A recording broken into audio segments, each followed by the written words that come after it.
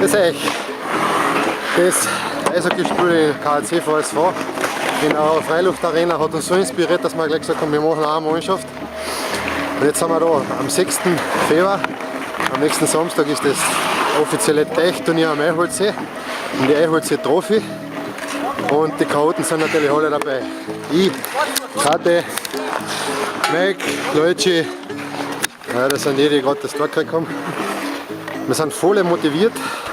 Eisläuferisch nicht so stark, aber wir haben den Vorteil, wir spielen am Teich, da sind wir daheim.